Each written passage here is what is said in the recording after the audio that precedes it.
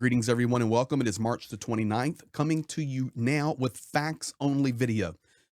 Three things I'm going to talk about specifically here with facts. Number one, why drones are overwhelming Ukraine right now. Number two, the further debacle of American and Russian propaganda working together, whether intentionally or not. It is blatantly obvious. I'm going to show you a fact only on that with video. And then finally, I'm going to update you facts only with the disastrous mineral deal that is trying to take advantage of Ukraine in a very poor way. So thank you for being here. Thank you for sharing and liking. I'm really going to ask you to stay and share this one because it's shocking what is going to come out of the American propagandist voice in just a moment. Guys, thank you for being here. Let's jump to it. Viewers are asking me, Greg, why? Why are so many drones now attacking cities like Dnipro? The disastrous attack last night, 4 killed, 19 wounded, unbelievable destruction. It's happening in Odessa. It's happening in Kharkiv, in Sumy, in Kherson. It's happening in Kirovograd. It's happening everywhere. Kropotnivsky. It's happening everywhere. But why? What has changed? Because now we're seeing so much devastation, and I'm here to answer that for you.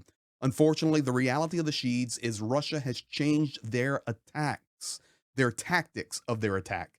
Now, what they are doing, instead of just sending 50, 60 drones throughout the entire Ukrainian airspace and hoping that they hit some on target, and others are doing camera and reconnaissance and mapping, now they are intentionally focusing on the center of cities, the center of population areas, civilian targets. And if they hit energy resources and energy, that is great as well. They are indiscriminately attacking, but it is working. So, what they're doing, they are sending in a two-wave attack, not one then the other, but it is a simultaneous two-wave attack. You have two swarming packs of drones, 40 to 60 per city when they launch them at them.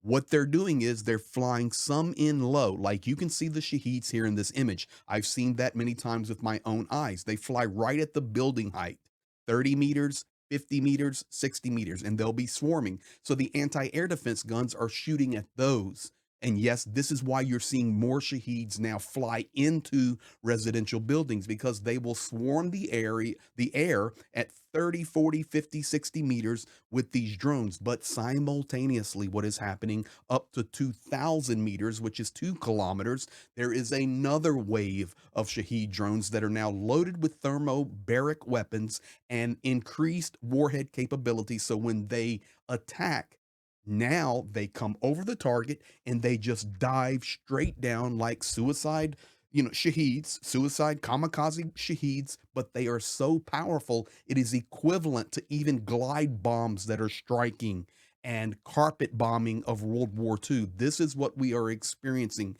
Now Ukraine is adjusting tactics to be able to better defend against those attacks. But the reality is it's pretty unstoppable right now. And yes, Ukraine will make adjustments and it will get better.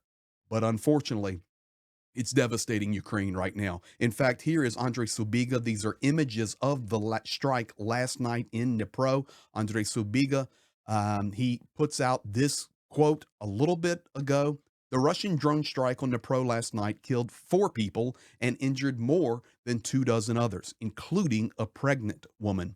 Residential areas are once again being attacked. This is Putin's response to the U.S. ceasefire proposals.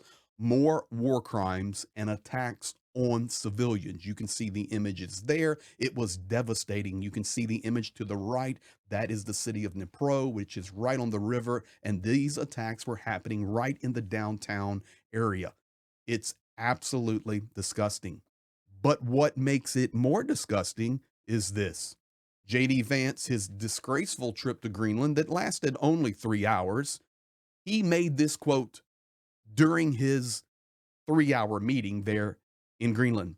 We obviously have a ceasefire on energy infrastructure. We have a commercial ceasefire in the Black Sea, which I think is almost achieved. Quote, said U.S. Vice President Vance. It is as if this administration is heartless towards this.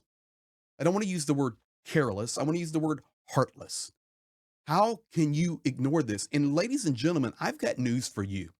When attacks of this magnitude are happening, energy infrastructure, I know it may not be some large thermo power plant, some hydro power dam, but energy substations, gas lines, buildings, minor infrastructure that supports the energy grid is being hit every night. But no, we're sitting here. We obviously have a ceasefire on the energy infrastructure.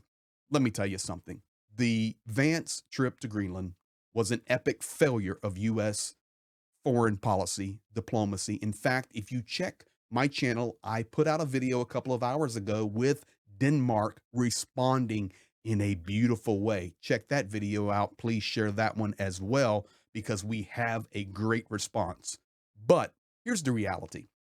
You remember Vance was saying, "Oh, Greenland coming to visit you like Disney World. My wife had such a great time last time. We're going to come and hang out for a couple of days and spend some time together." They were supposed to go to a dog sled race and all of these things. The fact is, his trip lasted for 3 hours and he never left the U.S. military base where there are only about 200 soldiers. So they'll put this up. Now, how do I know that? Because a resident of Greenland who's there at the base was videoing him getting back on the plane. So this is the first video I'm going to show you guys. This is fantastic. Check this out. 3 hours after arriving in Greenland. Bye-bye. Vance is leaving, having never left from the port. People of Greenland showed us that our voices matter. Loud, it matters. So that's how I know it's a Greenland resident. The people of Greenland, we have showed that our voice matters. I mean, the Vice President of the United States spending 3 hours in Greenland when he was supposed to spend a few days, and then Denmark responds. Powerful, powerful day, and we will see what the repercussions coming from that. Now, this is what I asked you also to stay for, because we get to the point where it is obvious that American propagandists like Jesse Waters on Fox News is empowering Russian propaganda. This is why I put the proposal out there, even in a facts only video, that I don't want to say they're just working together, but I will tell you this. Both Russia and the United States are declaring the same talking points.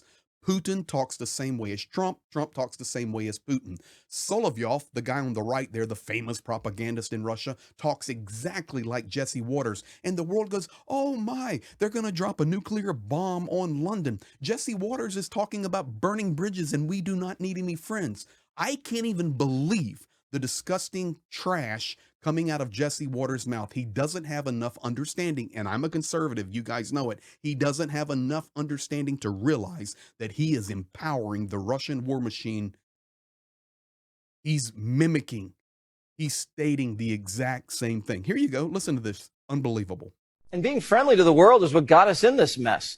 We're not in high school. We don't need friends. Every country puts their interest first. And when our interests align, we can do business. And when they don't, that's life. If we have to burn down a few bridges with Denmark to take Greenland, we're big boys. We dropped A-bombs on Japan, and now they're our top ally in the Pacific. We may have to burn a bridge to build a big, beautiful new one to the next generation. America's not handcuffed by history. Trump knows what we need. Are you kidding me? That is no different than what Solovyov says. We don't need friends. We're not in high school. We just need to have business partners. Oh, if we need to destroy our relationship with Denmark to get what we need in Greenland, well, that's okay too. Remember, we dropped nuclear bombs on Japan and now they're our friends. Okay, I'm frustrated on that, trying to stay completely focused on facts only. But ladies and gentlemen, no matter what persuasion you are, if you can listen to that narrative right there and bring any positive meaning out of it whatsoever, I would suggest that you check your heart, you check your morality, you check your understanding of what is good, what is right, and what is wrong. For sure, we need friends. For sure, we do not destroy relationships with allies. We're in stinking NATO together with Denmark. and Greenland. And additionally, we don't gloat that we dropped nuclear bombs and now they're our friends. Let's go burn down some bridges. Welcome to the land of Solovyov on the right and Putin on the left. I guess this is the new world order that they want. Absolutely disgusting. Absolutely disgusting. Now, the mineral deal. I want to get to that one and give you the truth. The mineral deal is an epic disaster as well. The new version is not reality. It's basically, and I'm sorry to use this word, rape. What does it entail right now?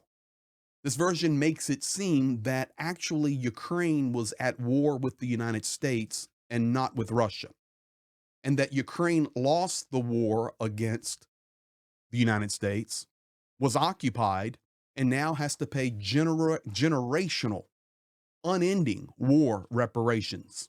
Additionally, there are no security guarantees. It treats all support provided to Ukraine since 2022 in the beginning of the full-scale invasion as a war debt that must be repaid with 4% interest. Ukraine has no veto power, and I'm here to tell you that there's no chance that Ukraine will sign this deal. Zero. But even to offer that deal is absolutely disgusting. I go back to what I stated earlier. It appears that the United States foreign policy right now is absolutely heartless, led by President Donald J. Trump, who is absolutely displaying narcissistic behavior with an inept team surrounding him, where our Secretary of State has disappeared into oblivion, and where, I guess I can say it this way, our leaders in the United States really think if they just say something, it just is how it's going to be. Well, reminds me of exactly how Vladimir Putin leads Russia. It's the same. And ladies and gentlemen, it needs to stop because it is destroying our world. It is destroying our friendships, alliances, peace that have been built for decades and generations at the sacrifice of many, many people around the world from every nation. World War I, World War II, Vietnam, Korean War, Iraqi wars, you name it. People from nations around the world have sacrificed their lives to bring the world into a place of peace. And right now we're seeing it destroyed by the world leaders, and it must stop. Thank you for being here. Thank you for sharing this video. There is a lot in it, trying to give you facts only. Unbelievable what we are witnessing. Thank you. Be blessed. Appreciate all of our team. Have the best.